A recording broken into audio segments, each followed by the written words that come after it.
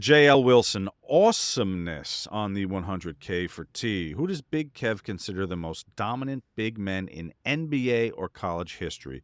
Being from Arkansas, we hated seeing Shaq because we knew he was going to crush the Razorbacks in the paint. I started watching because I'm a wrestling fan, but staying because both you guys are good human beings. Boy, do we have you fooled. All right, best big men. Well, Kareem, you said you'd put first, right? I mean, yeah. I mean, because he won at the high school, the college, and he won I think 2 state championships. I know he won a city championship at Palmer Memorial. He won 3 at UCLA because freshmen couldn't play. And then he won, I believe, 5, 1 with the Bucks and 4 with I think he won 5. Did Kareem win 5 or 6 NBAs? Somebody check on that. With the Lakers, I'm gonna say 5 because I think that's what Magic won, right? Yeah, I tell you one thing, man. I'm watching that Shaq thing on HBO. Is anybody? Yeah, you told me. Yeah, so I've been watching that, and it's just like, when it comes down to it, nobody was more physically dominant than Shaq. I mean, like Chamberlain wasn't 315 pounds. I was going to say Shaq's size and strength. Yeah, he was just ridiculous. And when you meet Shaq and you see him in person, he's fucking gigantic. Mm. I mean, Big Show's a big dude, and Big Show's like a giant. Yeah, he won 6. Right, because he won 5 with Magic. 71. See, I forget well, that's that. when he was too far back. Well, he was also Alcindor that year. Lou Alcindor, right? Now, so someone like Kareem,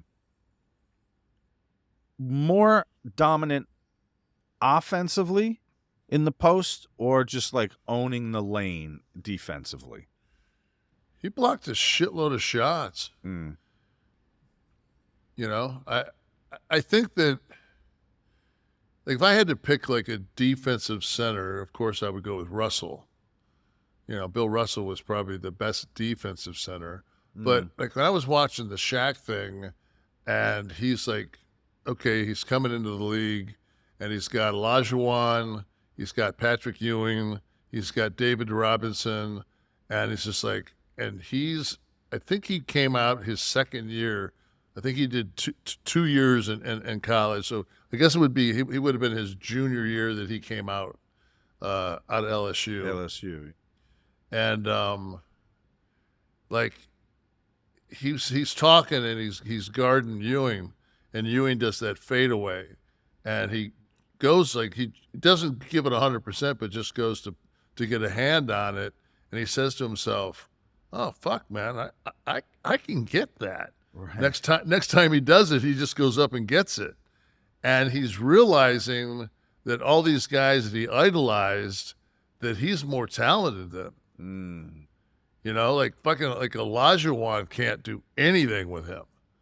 Olajuwon, he was so fucking like, Olajuwon was faster and he could ball fake him and do all that shit, but look at Shaq got 10 feet from the goal, he was dunking it.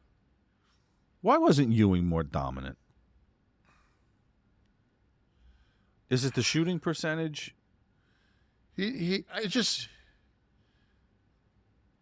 I think he was dominant. I just think he was dominant in an era of some really, really good big men. It's like. Or was it the surrounding team? Oakley, Starks? I've always been a huge fan of Oakley. I think it's also New York. Just playing in New York, man. Like, if there's a harder place to get to than the fucking Garden, you know what I mean? Like, when we used to wrestle the Garden, like, getting in that motherfucker, And we used to take we'd go to the Days Inn, get in an ambulance, and the ambulance would take us up to the top and drop us off,